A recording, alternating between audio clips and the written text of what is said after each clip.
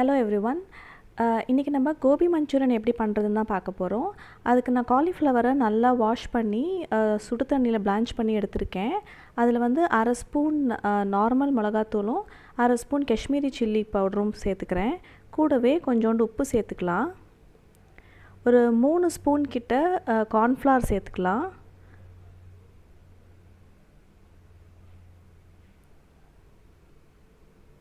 ரெண்டு ஸ்பூன் மைதா சேர்த்துக்கலாம்.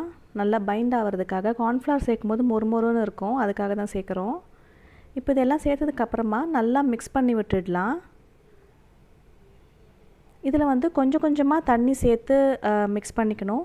ஃபஸ்ட்டு எடுத்த உடனே நிறைய தண்ணி சேர்த்திங்கன்னா காலிஃப்ளவரில் மாவு எதுவுமே ஒட்டாது. அதனால் ஒரு 2-3 ஸ்பூன் கிட்ட தண்ணி விட்டுட்டு வேணும்னா மட்டும் விட்டால் போதும். நிறைய தண்ணி ஃபஸ்ட்டே விட வேண்டாம்.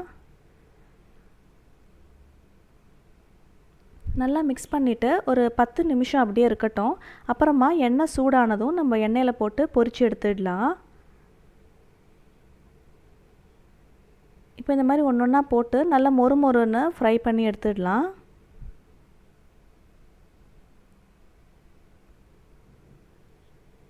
இப்போ ஒரு பக்கம் நல்லா வெந்திருக்கு. திருப்பி போட்டு எல்லா பக்கமும் நல்லா ஃப்ரை ஆகட்டும். இப்போ இதே மாதிரி நான் எல்லா காலிஃப்ளவரையும் ஃப்ரை பண்ணி எடுத்துக்க போகிறேன்.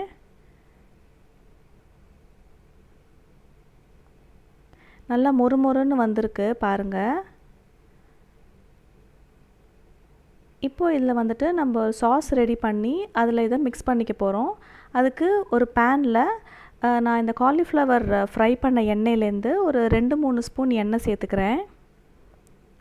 எண்ணெய் நல்லா சூடானதும் ஒரு 10-12 பல் பூண்டும் ஒரு சின்ன துண்டு இஞ்சியும் நறுக்கி சேர்த்து நல்லா வதக்க விட்டுடலாம். ஃபஸ்ட்டு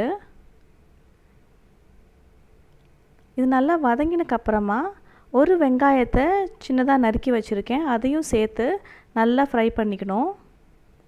ஹை ஃப்ளேம்லேயே வச்சு பண்ணிக்கோங்க. இது நல்லா வதங்கி கலர் மாறுற வரைக்கும் நல்லா வதக்கிக்கோங்க. அப்புறமா இதில் நம்ம சாஸ் எல்லாம் சேர்த்துக்கலாம்.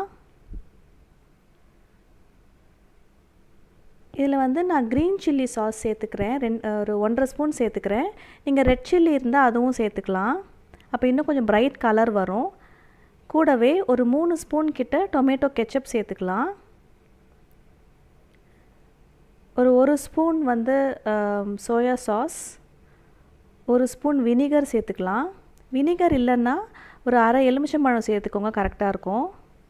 இப்போ இது எல்லாத்தையுமே நல்லா மிக்ஸ் பண்ணிவிட்டு ஒரு 1/4 கப் கிட்ட தண்ணி சேர்த்து நல்லா கொதிக்க விட்டுடலாம்.